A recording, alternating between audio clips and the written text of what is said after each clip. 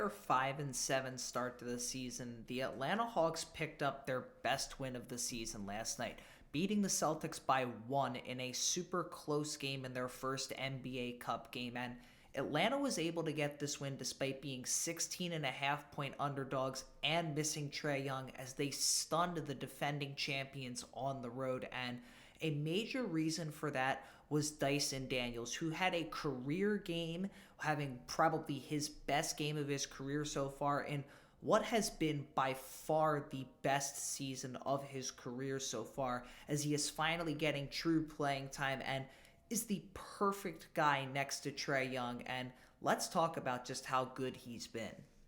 Dyson Daniels as a part of the Dejounte Murray trade, as with Dejounte being disgruntled with Atlanta and not really seeing eye to eye with his role with the team, they decided to ship him out for Daniels, Larry Nance Jr., who has also been pretty solid, and a pick. And Daniels has become the perfect counterpart next to Trae Young, where he can fit perfectly with him and, not have the ball in his hands as much and, just be elite 3-and-D type guy. But when Trae Young is off the court, he has a game like he does last night where he takes 21 shots. He commands control of the ball, and he does a really good job at it. He did a really good job, running the ball more, controlling the movement, hitting key shots, and being an integral part to this Atlanta team, whether he has the ball or not. And a main component of that is just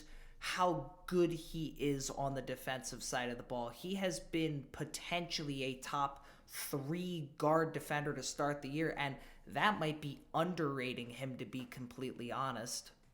After rewatching the Boston game and a few other Hawks games so far this year, the best word that I would use to describe Dyson Daniels on the defensive side of the ball is pest. And I mean that in the best possible way. He has been creating havoc on the defensive side of the ball so far this season. And this is known best in his deflections and his steals. He is averaging 3.6 steals per game right now. That is a historic pace. And he's had over 5 steals in 4 of the 10 games that he has played in so far this season. Nobody else in the NBA has even had multiple 5-steal games so far this year. And he's also on an even more historic pace in the deflection stat. He has 76 deflections, whether it be through passes or swatting the ball. He has 76 of those in 10 games. That is the most since the stat has been tracked. And I saw a comment on Twitter and I really agreed with it. And it said, Dyson Daniels is the defender that everybody thought Dejounte Murray was going to be for the Hawks. And I wholeheartedly agree with that. And before I even go further with just how good Daniels has been, I don't want to say that as a knock to Dejounte Murray, because I do overall think that the Dejounte Trae fit just wasn't very good. Those are 2 ball dominant players, and I don't think it's fair to knock Dejounte Murray for, not being used to a role that he had never been in. He's used to being a ball dominant point guard, and he was turned into a secondary guy, and that wasn't very normal for him. And they turned him into a primary defender as well, which isn't his forte. He likes to say it is, but sorry, Dejounte, you're more of a secondary defender in my eyes, and that's completely okay. He's still a solid defender, but Dyson Daniels is a primary guard defender. He is a guy that can, like I've said, can create havoc when he's on the court with all the deflections, with all of the loose balls that are created. So many turnovers are created from what he does, and it changes Atlanta's defense. It isn't perfect. There have been a few, lapses here and there, but overall, he has been one of the best defenders in the entire league to start off the season, and he's on historic paces right now, which are going to be really interesting to see if he can keep that up. Now he's coming off of the best offensive game of his career. He had 28 points and 7 assists on 21 shots against the Celtics, and while his three-point shooting hasn't been the best so far this year, he's also not used to this offensive role at all. He went from a guy taking, 4 or 5 shots a game in New Orleans, and now he's taking 13 shots a game. So he's really starting to figure out the offense more over the last 2-3 games. He had a rough performance against the Knicks where I think he went 3 of 16, but then he came back and has now had 3 solid offensive games in a row, culminating in this career-defining performance, one that really could be a, standout performance that lets him known to the league, like, I'm a fantastic 3-and-D player and I want my respect. And I've seen it a lot online. A lot of people have been talking about his game, and he deserves it. He has been phenomenal. Like, I don't have any more positive things to say. Like, he's truly been terrific. And even though Atlanta's 5-7, getting another young guy that you realize, like, oh, this is somebody I can build around. Like, this is somebody that, can be a part of our future, especially for, a disgruntled star that wasn't really going to, be here in the first place. You take that any day of the week, Atlanta's got 3 really strong young players in my eyes. Of course, Trae Young, Jalen Johnson, of course, he's been having another really strong year. And Daniels now, he probably is the worst of the 3, but he has been terrific. And he's a guy that, can be a part of this team for the next decade if, everything goes right for them. The Hawks are now really just looking for more big men. They're hoping Risa Shea can continue to develop, and then also Onyeka Okongwu can take that next step. And who knows, with how funky and weird the Eastern Conference is right now, Atlanta could make a solid run if everything goes right for them.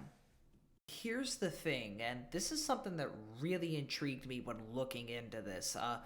Even though Dyson Daniels has been historically good, Atlanta is still near the bottom of the league in defensive rating. They still allow a bunch of points per game, and they're still near the bottom of the league in a lot of defensive statistics. And in the 2 games without Dyson Daniels, it was potentially the most apparent. They lost both of the games that Daniels has been out due to injury so far this year, including a game where they allowed 133 points to the Washington Wizards in a really bad loss. They also allowed 123 to Sacramento in a loss, and it shows just how important he is on the defensive side of the ball. You look at normal, common base ground statistics like steals per game, or if you look at things like on-off splits or defensive rating, and no matter what stat you look at, you'll see that Dyson is their best defender, whether it be eye test, whether it be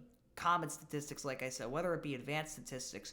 No matter which way you look at it, Dyson's their best defender. He has become their anchor on their defense, and it's only 12 games into his first season in Atlanta, and that shows a bunch of impact that you have. And now, the one final thing for him, and this is something that I'm going to be looking at throughout the year, is can he keep this historic pace up? Because if the season ended right now and he had the stats he did, he would have the second most steals per game in a season of all time and the most deflections per game in a season ever. And it would be crazy if he kept that up. It's something that I'm really interested in, because either he's going to fall off even a little bit, even if he drops like 1 to 2 deflections a game, and that will impact Atlanta's defense, or he keeps this up. And this is something we talk about all season long, and I'm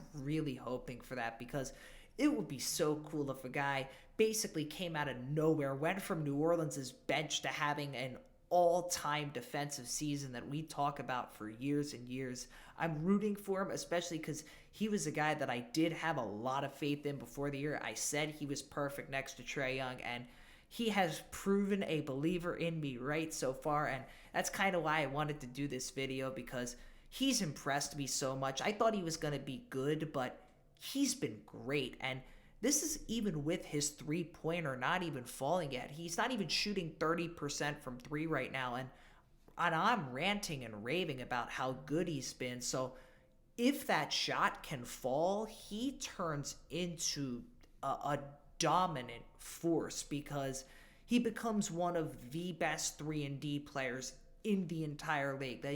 That jumper started to fall in the Boston game and he was driving to the cup really well, but if he gets that shot to fall, he's a lethal basketball player, and he already is a really good one. So I'm so happy for him. I'm really been impressed by him, and he's somebody that really can help this Hawks team to, get into the play-in or even shock a few teams and maybe even make a playoff berth, especially, like I said, with how weird the Eastern Conference is right now.